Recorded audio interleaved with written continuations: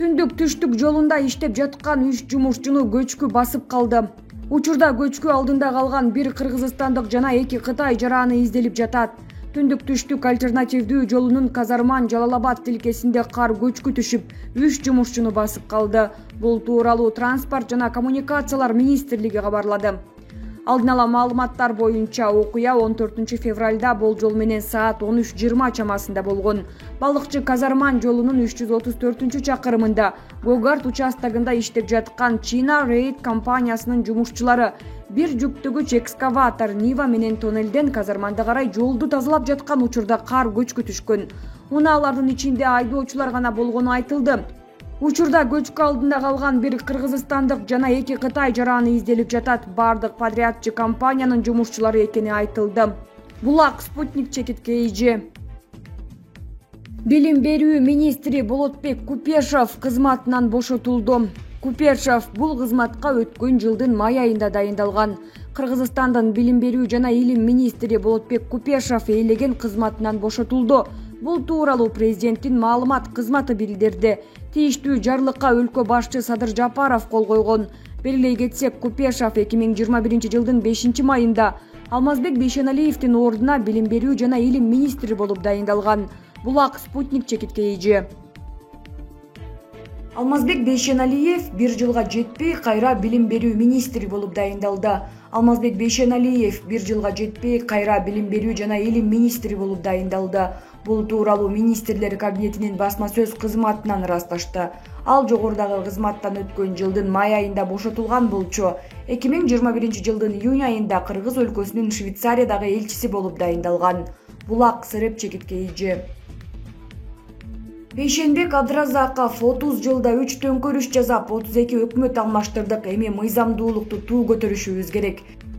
Бейшенбек ага УКМКнын жарандарды тыңшоо мыйзамына башкы прокурордун каршы чыкканы мыйзам ченемдүү эле көрүнүшпү же эки органдын ортосунда тиреш башталдыбы?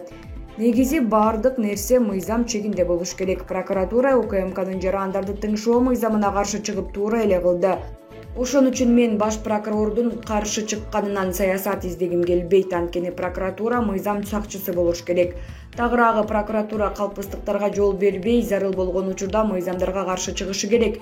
Бул нерсе мыйзамдуулукту сактоого, туруктуулукка, мамлекеттүүлүктү бекемдөөгө чоң салым кошот. Ошондой эле эл аралык аброюбуз көтөрүлөт. Биз мыйзамдарыбызды сактабасак, дүйнөдөгү мамлекеттер бизди мамлекет катары эсептегиси келбей калат.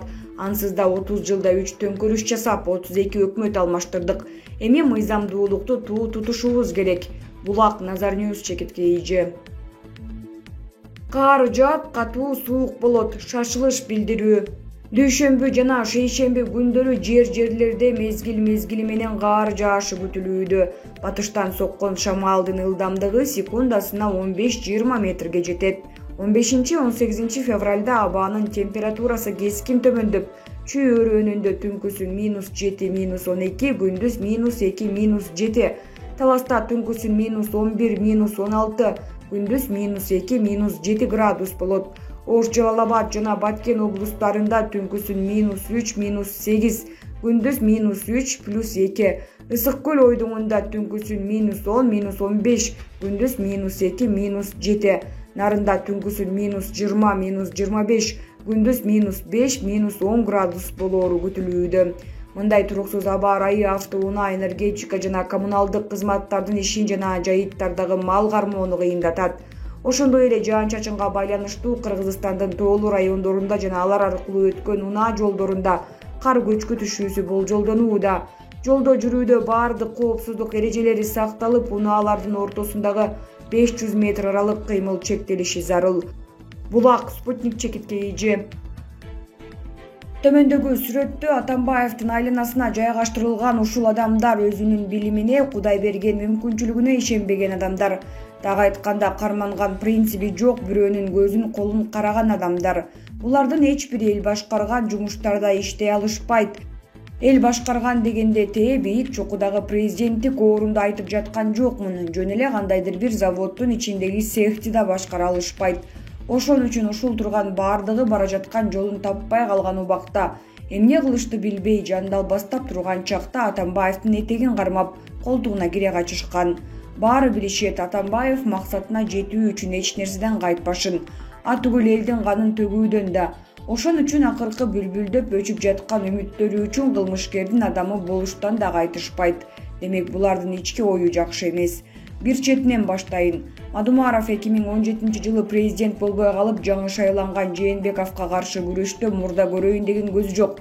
Анын 6 жылдык бийлигин тааныбай келген Атамбаев менен кызматташып кетпедиби? Менимче Атамбаев Сокени кулатсак, сен президент болосуң деген болуш керек. Мадумаров өзүн колдогон 100 миңдеген мигранттарды Атамбаевке көз ачып жумганча алмаштырып салган. Биз деген Мадумаровду Атамбаевке каршы чыкканы үчүн колдогонбуз.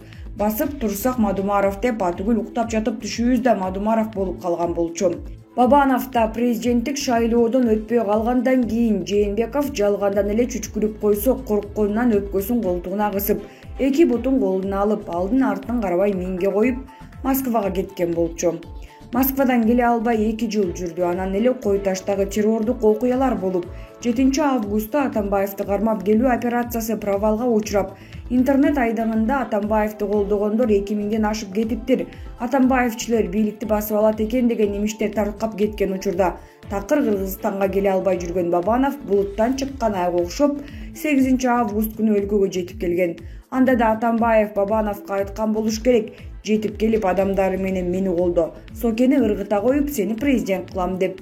Дал ушундай сөз болгонунда шек жок, себеби Атамбаев президенттик орунда атадеги кокондон алып келген мурастай көрүп, аяк бияка чачып калбады беле. Дал ошол операция провал болгон күнү парламентте кезексиз сессия өткөн учурда Момбеков, Шыкмаматовдор да бир паста Атамбаевди колдошуп, күч түзүмдөрүн күнөөгө жыгышкан.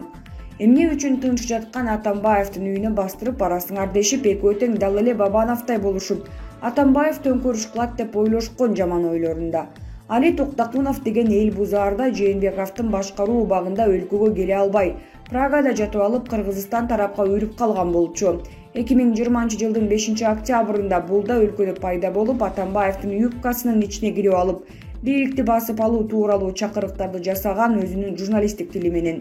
Жанар Акаевда дайыма иши жүрүшпөй, шайлоодон өтпөй, элге жаман көрүнүп четтеп калганда сразу Атамбаев атасын эстеп, атүгүл түрмөгө барып, бутун укалап, черин жазып сырдашып чыгат.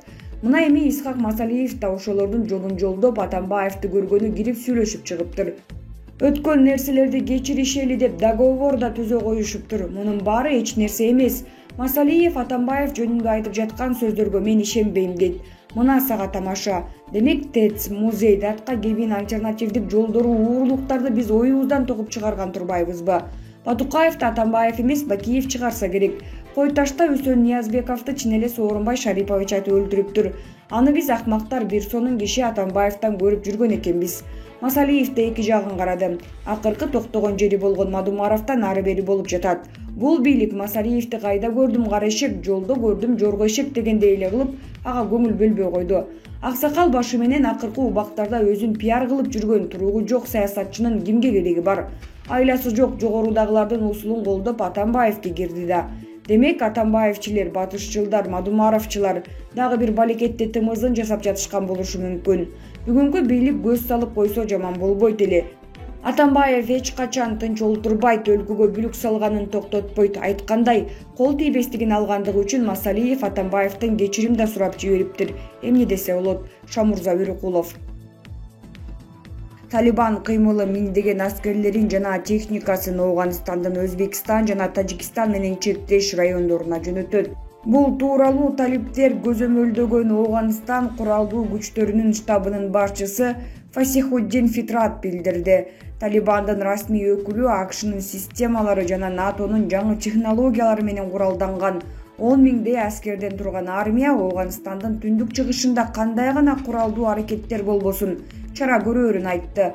Фитрат чукул арада бул кубаттуу күчтү колдой турган согуштук учактар даяр болоорун кошумчалады. Ооганстандын түгүндөгү Балх провинциясы Өзбекстан, ал эми Кундуз, Тохар жана Бадахшан провинциялары Тажикстан менен чектешет. Булак ПК чекиткеи